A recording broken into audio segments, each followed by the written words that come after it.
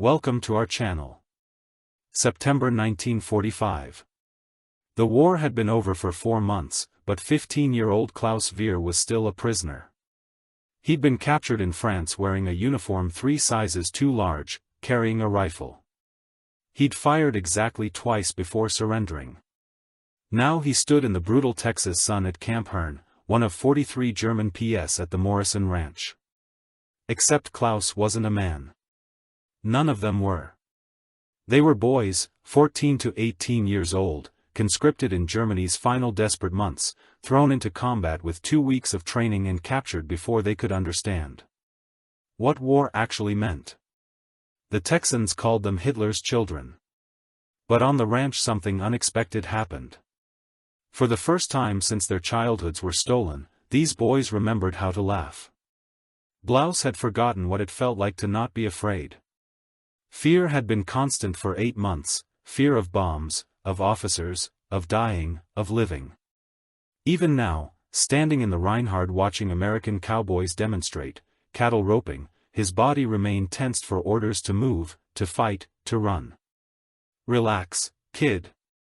The ranch foreman, a weathered Texan named Earl Morrison, gestured toward the corral.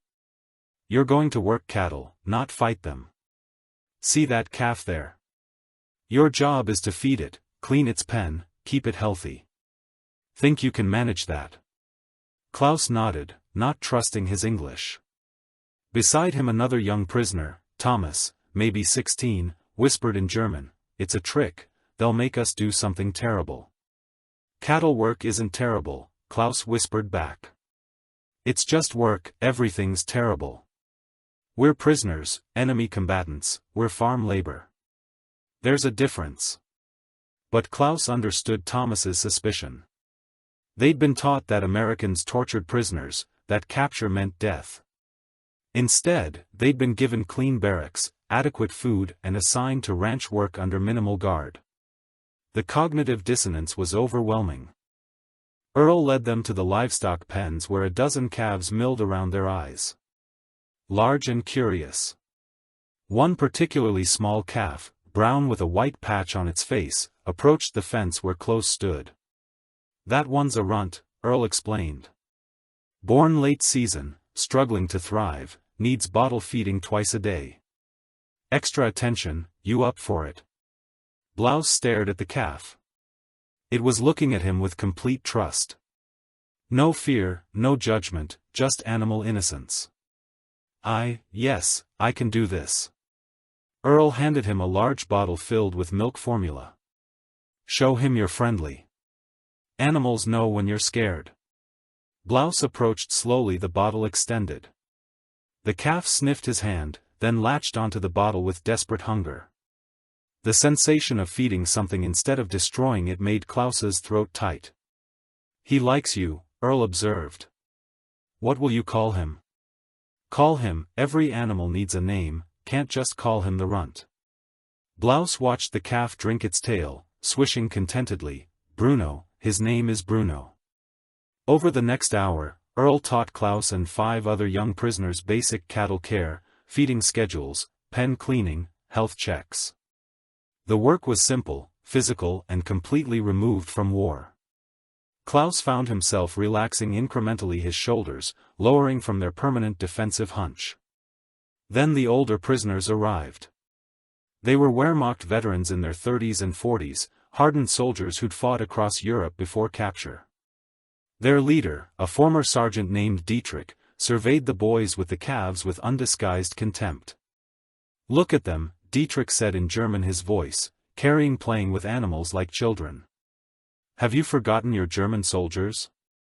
Klaus's temporary peace shattered, he stood straighter, trying to look military, despite still holding a milk bottle.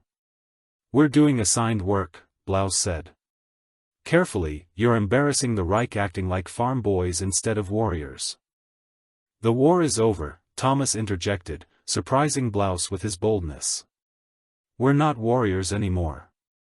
Dietrich moved closer, his presence threatening. "The war is over when the Führer says it's over. Until then, we maintain discipline. We don't fraternize with Americans, and we certainly don't play with livestock like children." They are children. Earl's voice cut through the tension. He'd appeared silently, his expression hard. Half these boys aren't old enough to shave. You got a problem with how I run my ranch operation. Dietrich's jaw tightened, but he said nothing. Americans held all the power here. That's what I thought. Earl turned to Blouse. You finish feeding Bruno, Dietrich. You and your boys are on fence repair north pasture, get moving. As the older prisoners left, Dietrich caught Klaus's eye. The message was clear. This wasn't over. Blouse resumed feeding Bruno, but his hands were shaking. Now the brief moment of peace had evaporated, replaced by the familiar fear. Because Dietrich was right about one thing, Blouse was supposed to be a soldier, and soldiers didn't play with calves. But as Bruno finished the bottle and nuzzled Klaus's hand affectionately, Blouse made a decision. Maybe he'd been a soldier, but maybe just for a few hours a day he could be a boy again, even if that made him a traitor to everything Dietrich believed in. Before we discover what happens when ideology clashes with innocence, tell us where you're watching from, whether you're in Texas, Germany, or anywhere else in the world. We love knowing where our community of history enthusiasts gathers. Done. The conflict came to a head 3 days later. Blouse had fallen into a routine morning chore with Bruno, midday cattle work, evening feeding. For those hours war felt distant. He'd even started talking to Earl's grandson, a boy his age named Jimmy, who taught him English phrases and showed him how to properly rope a fence post. You're pretty good at this, Jimmy said, watching Blouse efficiently clean Bruno's pen. Ever work on a farm before? My grandfather had a small farm near Munich before Blouse trailed off, before the war. Blouse nodded. He didn't like talking about before meant remembering his mother's face when the conscription notice arrived before. Meant remembering being 14 years old and terrified, handed a rifle and told he was defending the fatherland. My dad says the war made everyone lose something, Jimmy said quietly. Says, it's not your fault, you were born German. The casual absolution startled Blouse. In the P camp guilt was constant, guilt for surviving when others died, guilt for feeling relieved at capture, guilt for not being the fanatic soldier Dietrich insisted they should be. Your father is kind. Blouse managed. He's practical, says. Hate doesn't plant crops or raise cattle, just makes everyone miserable. That afternoon Earl assigned Blouse and 3 other young prisoners, Thomas, Joseph and Very, to move a group of calves to a different pasture. It was simple work, but the boys were laughing, chasing playful calves that kept dodging away their youth, briefly overriding their prisoner status. Blouse caught Bruno easily. The calf trusted him completely now. But Joseph was having trouble with a particularly energetic young steer. The chase became ridiculous. Joseph running in circles, the other boys shouting encouragement, even grinning, from the fence. Then Joseph tripped, landing hard in the dirt. The steer stopped looking confused. Joseph started laughing, real, uncontrolled laughter, and suddenly all 4 boys were laughing, the absurdity breaking through months of trauma. You look like a clown, Vera called out in German. You should see yourself. Joseph shot back. They were just boys for 5 perfect minutes. They were just boys playing on a ranch. Then Dietrich appeared with his faction of older prisoners, their faces dark with fury enough. Dietrich's voice cracked like a whip form up. Now the laughter died. Blouse stood helping OSEF to his feet, both of them instinctively falling into military posture. You're a disgrace, Dietrich said in German, rolling in dirt, laughing with the enemy, acting like peasant children. We were working. Claus said, carefully moving cattle as assigned. You were playing. There's a difference. Dietrich stepped closer. Tonight we have a meeting, all prisoners. We discuss what it means to be German soldiers. Even in captivity attendance is mandatory. Earl was approaching now, sensing trouble. Everything all right here, fine, Dietrich replied in accented English, just reminding the boys about their duties. Their duty is to work my ranch. You got a problem with how they're doing that? No problem, we understand each other. But Dietrich's eyes remained on Blouse. Tonight, after dinner, the meeting that evening, 43 German prisoners gathered in the large barracks. Dietrich stood at the front like a commanding officer, his presence dominating the space. We are German soldiers. He began in German. That identity doesn't end because we were captured. It doesn't end because the war is over. It ends only when we die. Blouse felt sick. He'd heard this rhetoric before from officers who sent children to die, from propaganda that made death seem glorious, from a regime that consumed its own people. Some of you, Dietrich's gaze swept across the younger prisoners, have forgotten yourselves. You play with animals, you laugh with Americans. You act as if being a prisoner is acceptable. What choice do we have? Thomas spoke up, surprising everyone. We're here. The war is over. What's the point of pretending otherwise? The point is dignity. The point is remembering who we are. We're children. Blouse heard himself saying, we were children when they gave us uniforms. We're still children now. The barracks went silent. Dietrich's expression was dangerous. You want to be a child. Weber, then you're a coward who welcomed capture. I am a coward. Claus said the words liberating. I was terrified every day in combat. I surrendered the first chance I got, and I'm glad I did, because if I'd stayed I'd be dead. Then you're a traitor. No, I'm just alive. The confrontation might have escalated if Earl hadn't appeared at the barracks door. His presence immediately commanding attention. Meetings over, boys, lights out in 10 minutes. As prisoners dispersed, Dietrich caught Klaus's arm. You've made your position clear, but there are consequences for boys who forget their soldiers. That night Blouse lay in his bunk, Bruno's feeding bottle hidden under his mattress like a shameful secret, wondering if trying to reclaim his childhood was worth the price Dietrich's faction would make him pay.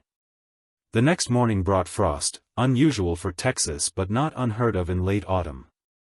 Blouse found Thomas shivering outside the barracks, his thin prison suit jacket, inadequate against the cold. You should go inside, Blouse said. Can't sleep. Keep thinking about Dietrich's meeting, about what he said. Thomas looked at Blouse. Were you really terrified in combat, or were you just saying that to make a point? I was terrified every single day, me too. I thought I was the only one. Everyone else seemed so committed, like they believed what we were fighting for. Some did, some were just good at pretending. Like me. Klaus paused. I enlisted at 14 because my father was ashamed. I hadn't volunteered yet. I thought it would make him proud. Instead, I just became another child with a gun. Do you regret it? I regret the war happened. I don't regret surviving it. They stood in silence, watching their breath fog in the cold air. Two boys who'd been soldiers trying to figure out how to be boys again. Close. Thomas's voice was small. Do you think we'll ever be normal after everything? I don't know what normal is anymore, but taking care of Bruno feels close. Maybe that's enough. Inside, Very was having a nightmare, a common occurrence in the barracks. Klaus could hear him crying out in German, reliving whatever battle had scarred him. Someone shook him awake, and the crying turned to embarrassed silence. These were the boys. Dietrich wanted to remain soldiers, but soldiers didn't have nightmares. Soldiers didn't cry. Soldiers didn't laugh while chasing calves or find peace feeding a runt that needed them. Blouse made a decision. Tomorrow he'd ask Earl if Thomas and Very could help with Bruno. Maybe caring for something innocent could heal them too. Maybe that was the only rebellion that mattered. The consequences came at dawn. Blouse woke to find Bruno's pennate swinging open, the calf missing. Panic seized him as he searched frantically, calling Bruno's name, his voice cracking with fear, looking for something. Dietrich leaned against a fence post, his smile cold and knowing. Where is he, where's Bruno? The calf probably wandered off when someone accidentally left the gate unlatched, careless. Really, Klaus's hands clenched into fists, you let him out. He could die out there, coyotes, heat, then maybe you should spend less time playing and more time being responsible. Blouse wanted to hit him, wanted to scream, but Earl appeared reading the situation, immediately missing calf. At Klaus's nod, Earl whistled sharply, Jimmy, get the horses. We've got to run away for the next 3 hours. Blouse rode beside Jimmy and Earl, searching the ranch's outer pastures. His fear for Bruno eclipsed everything else, the heat, his sore legs from unfamiliar riding, even his anger at Dietrich. All that mattered was finding Bruno alive. There. Jimmy pointed to a small shape huddled under a mess tree in a distant pasture. Bruno, alive, but frightened, bawling pitifully, his small body trembling. Blouse dismounted and ran, dropping to his knees beside the calf, checking for injuries. With shaking hands, relief overwhelming him. He's okay, he's okay. Klaus's voice cracked as he ran his hands over Bruno, feeling for wounds or breaks. The calf nuzzled against him. Recognizing his scent, his fear melting into trust. Earl watched quietly from his horse. You really care about that animal? Yes, sir, why? Blouse looked up, tears he couldn't quite hide on his face. Because he needs me, because taking care of something instead of destroying things makes me feel. He struggled for words, human again, like I'm more than just a soldier who failed at everything. Earl dismounted slowly. You didn't fail, son, you survived. That takes its own kind of courage. Dietrich doesn't think so. Dietrich spent so long being a soldier, he's forgotten how to be a man. Don't make his mistake. Earl helped Blouse lift Bruno. Come on, let's get him home. The ride back was quiet. Blouse held Bruno across his lap, the calves' weight solid and reassuring. Jimmy rode close, occasionally glancing at Blouse with something like respect. My dad was in the First War, Jimmy said suddenly. The Great War. He doesn't talk about it much, but sometimes I hear him having nightmares. Mom says the war never really left him. He paused. But he's still a good man, still kind. The war didn't make him mean like some folks. What's the difference, Klaus asked, between men who stay kind and men who become like Dietrich? Dad says some people let the war become who they are, others decide who they are despite the war. It's a choice. Back at the ranch, Blouse settled Bruno in his pen, triple-checking the latch, then adding an extra rope for security. Thomas appeared, having heard about the incident. Dietrich did this. Probably, I can't prove it, he's trying to break you, make you give up the calf. Then he doesn't understand. Blouse stroked Bruno's head. Giving up Bruno would be letting the war win. I'm done letting the war win. That evening Earl called Dietrich into his office. Klaus wasn't privy to the conversation, but he heard Earl's raised voice through the thin walls, words like sabotage and consequences and separate barracks if necessary. When Dietrich emerged, his face was thunderous, but he said nothing to Klaus, just walked past with murder in his eyes. That night Vera approached Klaus's bunk. Thomas told me what happened. We want to help watch Bruno, make sure nothing else happens. You don't have to, we want to. You were right. Yesterday, taking care of something helps.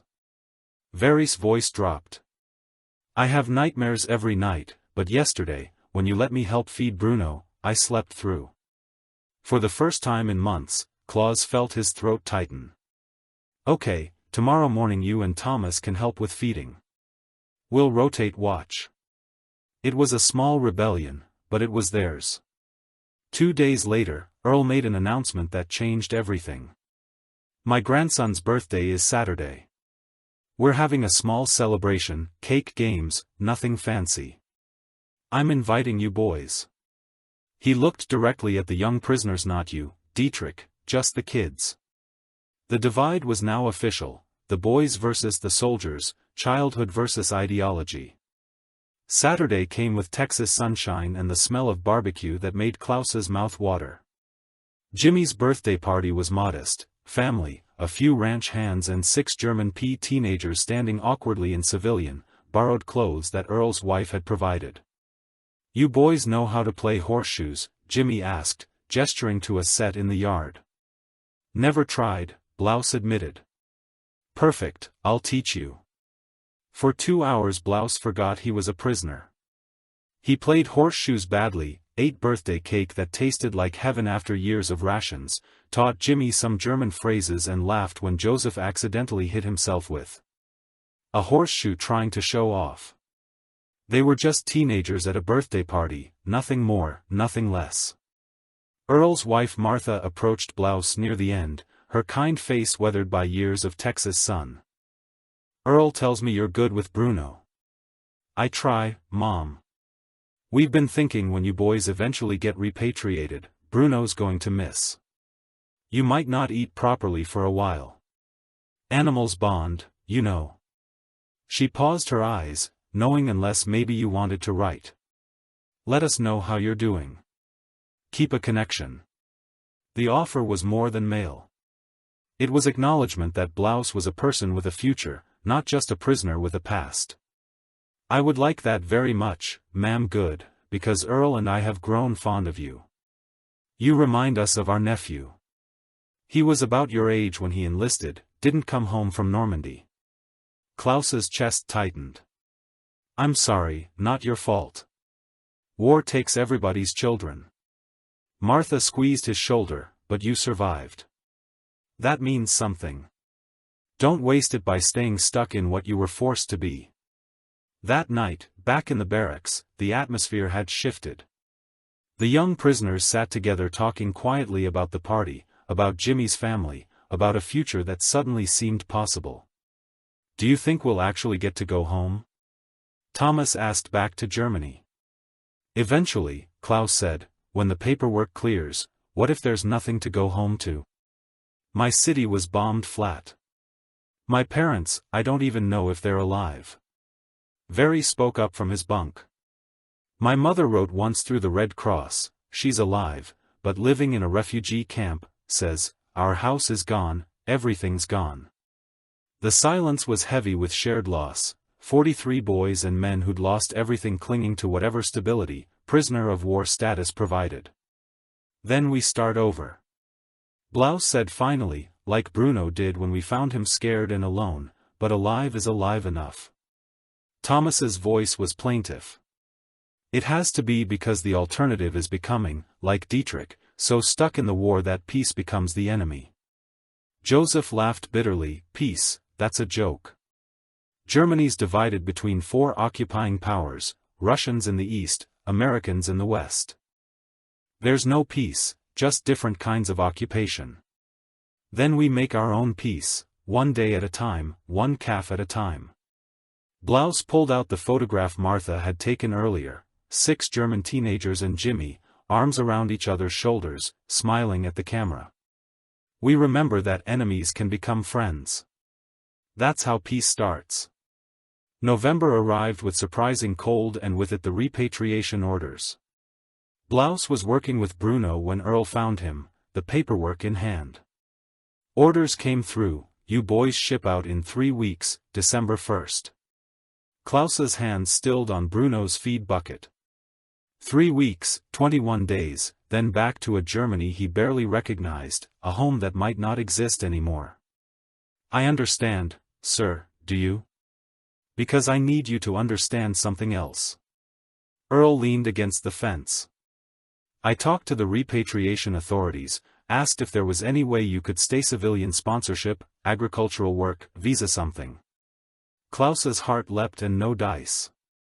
"You're too young. Wrong nationality, wrong timing. The laws aren't set up for German PS to transition to civilian status, not yet anyway." The hope deflated as quickly as it had risen. "I understand," but Earl continued, "those laws will change eventually. The world's going to need to figure out what to do with millions of displaced people. When that happens, when they open up immigration again, you write to me. We'll sponsor you proper. Get you back here legal. You would do that, son. You're a good worker and a decent human being. That matters more than which side you were born on, a judge. The final 3 weeks passed too quickly.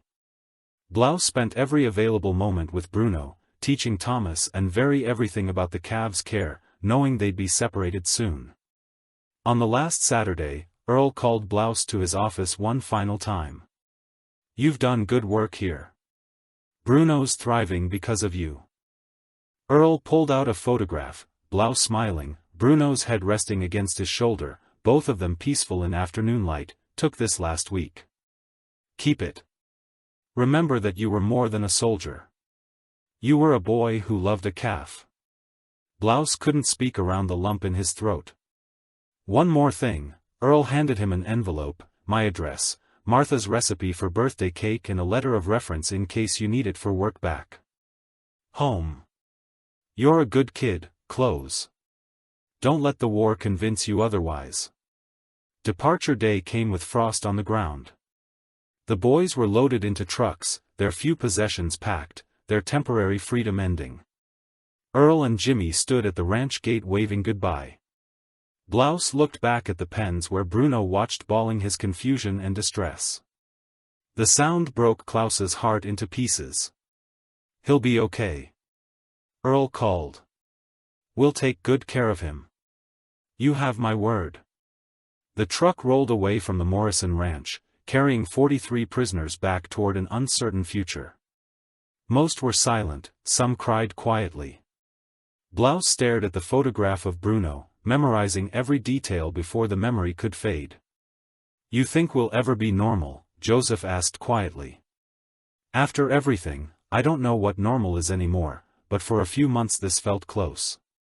Germany was chaos. Klaus was processed through a repatriation center in Hamburg, given minimal supplies and a travel permit and essentially told to figure out his own way home.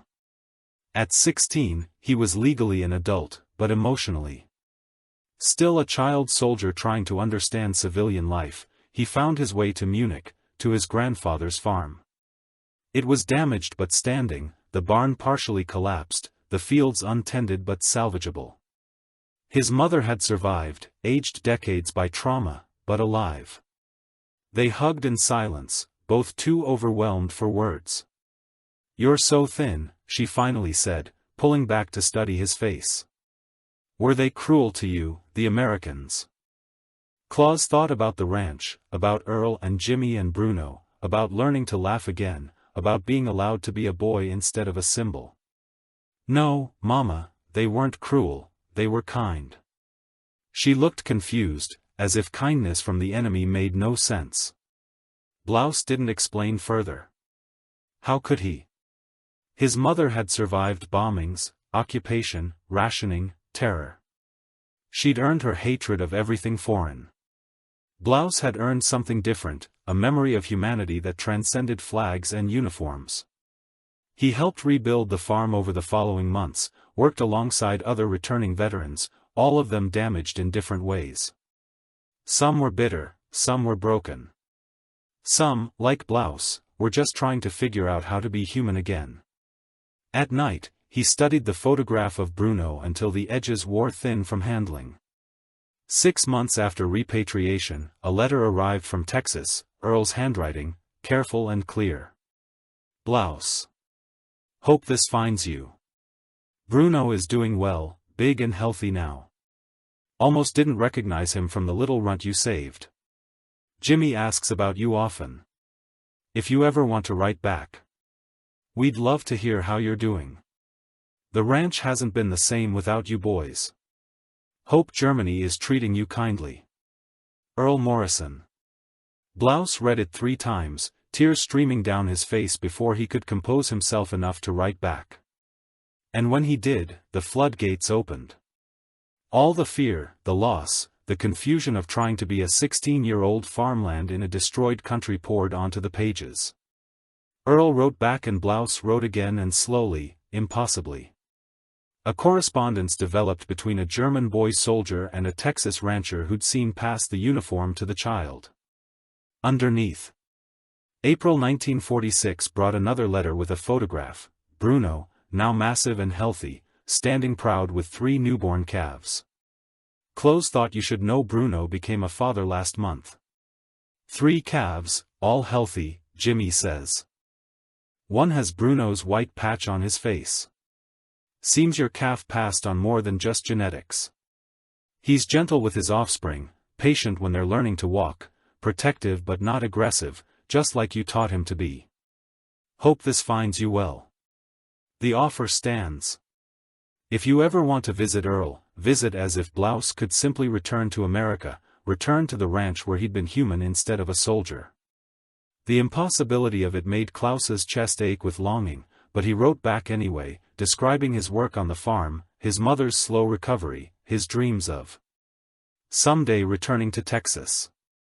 And Earl kept writing, keeping that connection alive across an ocean and a war that had tried to make them enemies. 2 years later, when civilian travel restrictions finally eased and immigration laws began changing, Blouse used every mark he'd saved to buy passage to America. It took 4 months to arrange visas, sponsorship letters from Earl and travel permits. But on a warm September day in 1948, Klaus Veer, now 18 years old, stepped off a bus in rural Texas and saw Earl Morrison waiting.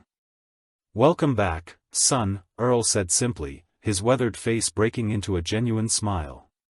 Bruno was in the north pasture, massive and content, surrounded by his offspring, 3 grown now, with calves of their own. When Blouse whistled the old feeding call he'd used years ago, Bruno's ears twitched. The bull turned slowly, stared across the distance, then walked deliberately toward the fence, recognition clear in his animal eyes. He remembers, Blouse breathed wonder thick in his voice. Of course, he remembers you were his first friend, animals. Don't forget that kind of bond. Earl clapped Klaus's shoulder. Stay as long as you want. Ranch always needs good workers. And this time no fences, no guards, just honest work.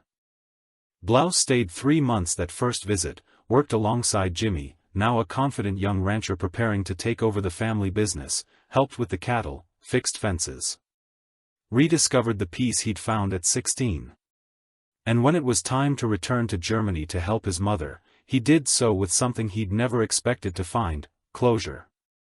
Over the years Blouse returned to Texas 7 more times.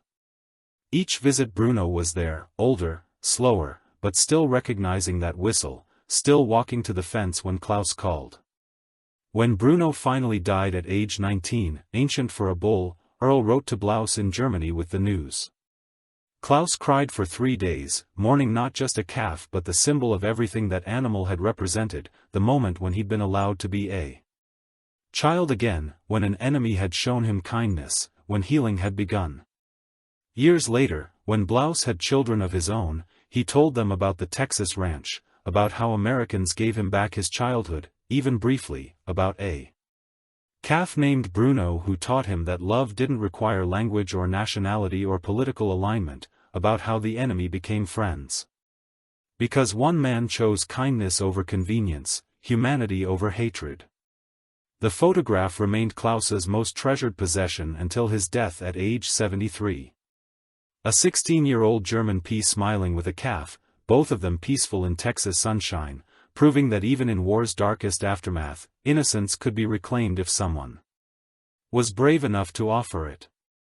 Bruno's descendants still graze the Morrison Ranch today, and every year on Klaus's birthday, the Morrison family, Earl's great-grandchildren now place flowers at a small memorial stone that reads simply, for Blouse and Bruno, proof that kindness transcends everything.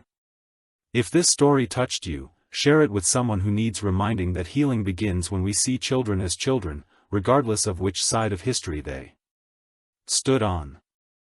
The boy soldiers of World War II deserve childhoods.